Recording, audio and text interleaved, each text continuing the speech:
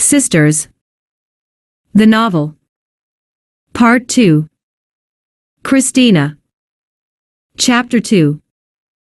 Should I wear or should I not? And this boy is truly awesome, the eyes, the lips, the bum.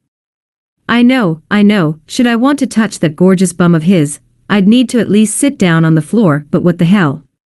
Why shouldn't I give him, and myself, a chance? Whatever, I'm seeing him tonight. Can't wait, to be honest. Oh my, the date's less than 2 hours away. I better hurry up. A girl does need time to get prepared, the choice of clothes, the makeup, the hair. And the shower, of course. This procedure is especially time-consuming when you have a body like mine. I don't think you do have a body like mine though, so you probably better just listen to me. My legs alone have a combined length of almost 280 centimeters. You can't mess with things like this, can you? And each square centimeter needs to be washed and shaved clean. I like the denim miniskirt, one of those in Britta's wardrobe. Not that my legs are too hairy, but this is the first date, after all. And the guy's face is not going to be much higher than my bare thighs, if I'm allowed to wear that skirt, of course, so they better be smooth and sleek. Do I need to wear some of my sister's heeled shoes in this case, to make the best of the mini? Of course, it's not a formal meeting, and I don't have to, but somehow, I liked heels since she'd introduced me to them. They make me look so elegant and ladylike. Isn't it too early though to frighten David by adding another 10 or 12 centimeters to the 260 or so I already possess? Nah, it's the first date, after all, so I reckon I'll rather put on my old sandals the size of a small riverboat. I could arrive in the cafe right on time, but I was late. Not too late, of course, only 10 minutes. One of the age-old tricks intended to force the guy to suffer a little, doubting whether the girl likes him or not. I actually do, but I'm not going to show my feelings straight away. Let's give him the luxury of a doubt. It was a large, Italian-style cafe, near Piccadilly Circus, named, I guess, Cafe Nemo, with a huge glass wall facing the street, and a glass door. Like all doors in this country, this one was about 2 meters high, so I had to duck to walk in, and thanks to that, immediately became a magnet for attention. Nothing unusual, so I smiled to nobody in particular, and looked around. Then down. David? Yes, David must have watched me approach through the glass, because I found him right there, in front, well, almost underneath of me, with a big bouquet of wildflowers.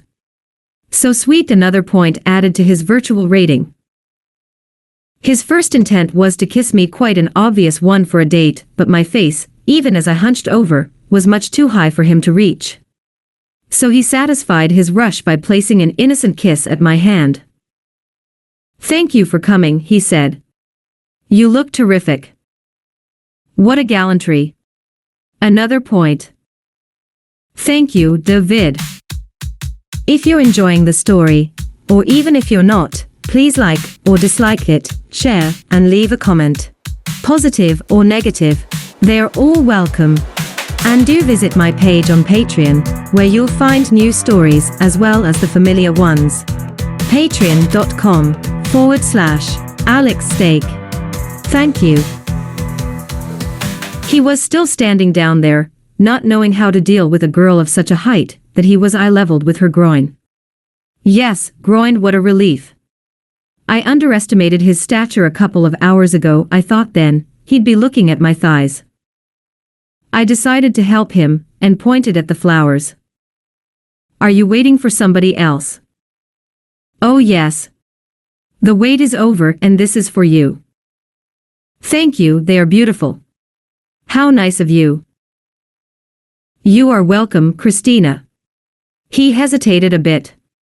Our table is by the window, just over there.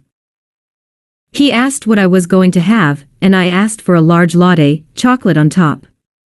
Yes, please, and a piece of rather temptingly looking passion cake. What a suitable name for the occasion, I thought, then I sat down. There were 2 tables with armchairs by the glass wall, definitely the best place in the house, with stunning vistas to the street, with its lazy passers-by, omnipresent black cabs, and mighty red buses. The only drawback was the lack of space in the corner. The back of one chair touched the brick wall perpendicular to the glass, and the back of the second chair pressed against another one, belonging to the next table. And our table itself was not more than 45 centimeters high. Well, this is what a coffee table should probably be, right? Wrong. Because the object of my recently measured pride, my toned legs, were more than 140 centimeters long on the inner side, not even to mention their full length from the floor to the hip.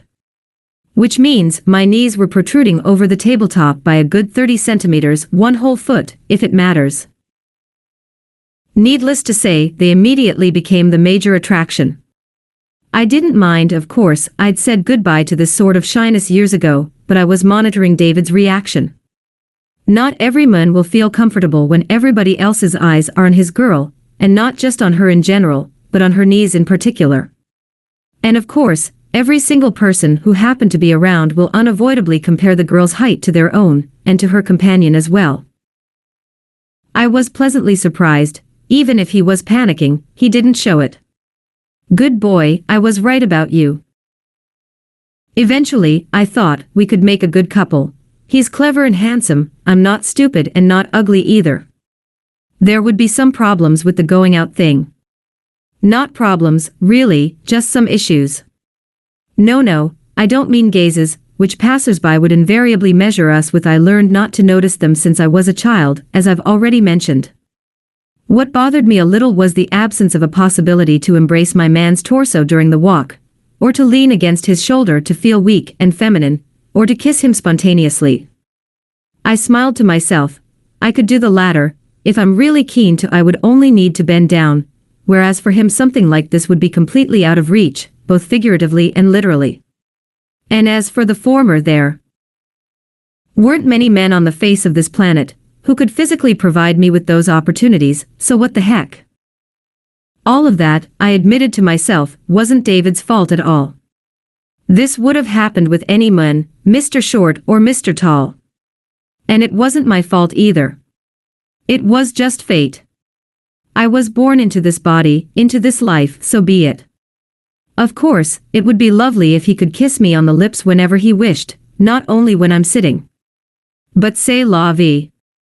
Deal with it, Krista.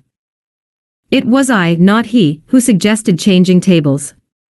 I simply couldn't settle in that corner, no matter how I tried. Just along the aisle was a long, bar height counter, about 1.30 meters, with a row of stools, each about 80 centimeters tall. Perfect for both of us. David could rest his feet on the crossbar, and mine would reach the floor without dangling. He didn't mind. Just gave me an understanding grin, and we shifted.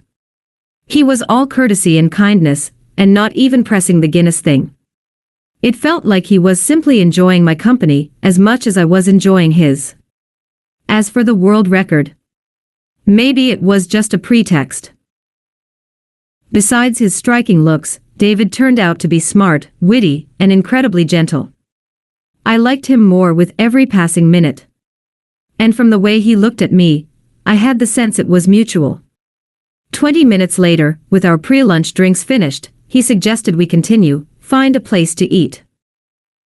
I wasn't exactly hungry, but I wasn't ready to say goodbye either. So I said yes. He proposed a restaurant in Chinatown, just a 5-minute walk away. I said yes again. To be continued. If you're enjoying the story, or even if you're not, please like or dislike it, share, and leave a comment. Positive or negative, they are all welcome. And do visit my page on Patreon, where you'll find new stories as well as the familiar ones. Patreon.com/Alex Steak. Thank you.